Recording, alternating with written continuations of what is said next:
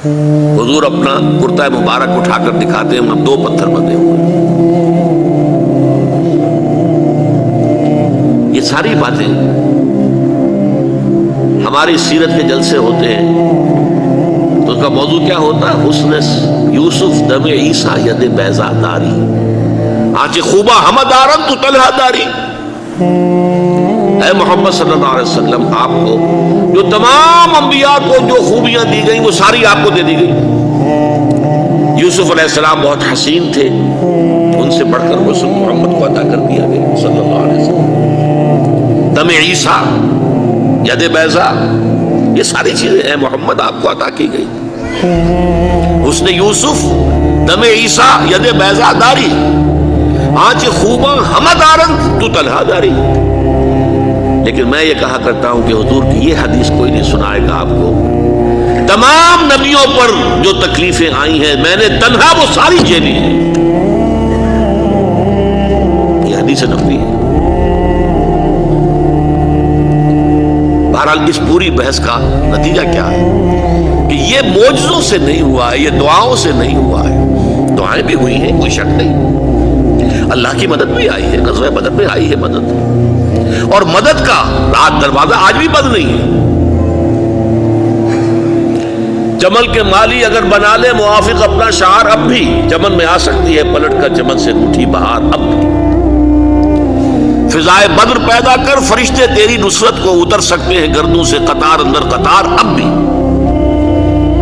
مدد تو اب بھی آئے گی۔ معجزہ جو ہے وہ صرف نبیوں کے لیے ہوتا تھا، حضور کے لیے بعض معجزے ہیں، بعض مواقع پر تھوڑا سا کھانا جو ہے بہت سے لوگوں کے لیے کفایت کر گیا، یہ ایسی چیزیں ہوئی ہیں، کرامات کی نوعیت کی چیزیں ہوئی ہیں۔ لیکن یہ ہے کہ جس طرح کا ہم وہاں دیکھتے ہیں، دھوپ پریشان کر رہی ہے تو ساتھ کے ساتھ بادل چل رہا ہے، ابر چل رہا ہے، ظللنا علیکم الغمام وانزلنا علیکم المن والسلوى، یہ بنی اسرائیل کے لیے ہوا ہے۔ 6 لاکھ کا قافلہ، 6 لاکھ تھے بنی اسرائیل جو مصر سے نکلے تھے، 600,000، اور یہ قافلہ جب چلتا تھا کتنا بڑا ایریا ہوتا ہوگا، اور اس کے اوپر وہ صاحبان کی طرح جو ہے مسلسل وہ ابر ساتھ کے ساتھ جا رہا ہے۔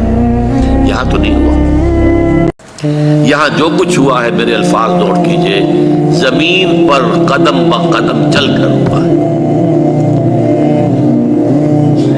عام انسانی سطح پر ہوا ہے، محنت سے ہوا ہے، مشقت سے ہوا ہے، تکلیفیں جھیل کر ہوا ہے، مصائب برداشت کر کے ہوا ہے، آزمائشوں میں سے گزر کر ہوا ہے، امتحانات میں سے گزر کر ہوا ہے۔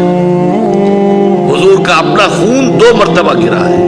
ویسے تو یہ کہ حضور صلی اللہ علیہ وسلم کی تو اپنی خواہش یہ تھی، لَوَدِدْتُ أَنْ أُقْتَلَ فِي سَبِيلِ اللَّهِ ثُمَّ أُحْيَا ثُمَّ أُقْتَلَ ثُمَّ أُحْيَا ثُمَّ أُقْتَلَ، میری بڑی خواہش ہے میں اللہ کی راہ میں قتل ہو جاؤں، پھر زندہ کیا جاؤں، پھر قتل کیا جاؤں، پھر زندہ کیا جاؤں، پھر قتل کیا جاؤں۔ لیکن اللہ کے رسول قتل نہیں ہو سکتے، یہ میں نے آپ سے عرض کیا تھا، رسول اور نبی میں فرق ہے۔ ایک فرق یہ نوٹ کر لیجئے، نبی قتل ہو سکتا ہے، یحییٰ علیہ السلام صرف نبی تھے، قتل ہو گئے۔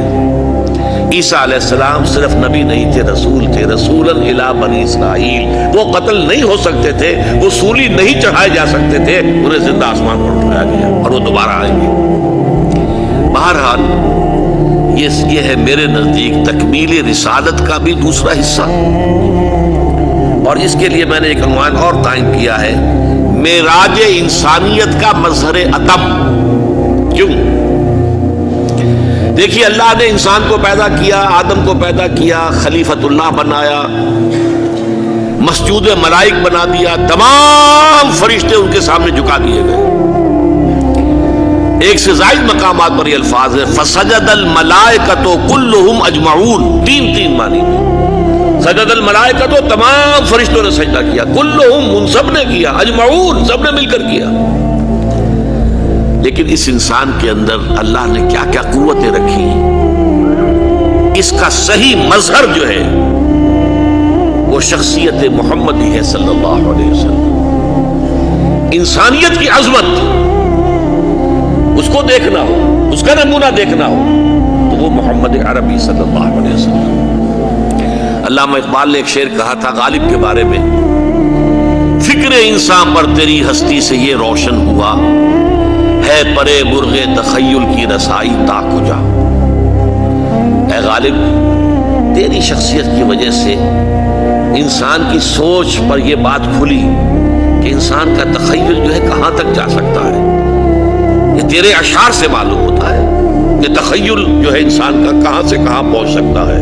فکر انسان پر تیری ہستی سے یہ روشن ہوا ہے پرے مرغ تخیل کی رسائی تا کجا۔ میں کہتا ہوں کہ محمد الرسول اللہ کے ذریعے سے صلی اللہ علیہ وسلم یہ بات واضح ہوئی کہ انسان میں اللہ تعالیٰ نے کتنی طاقت رکھی۔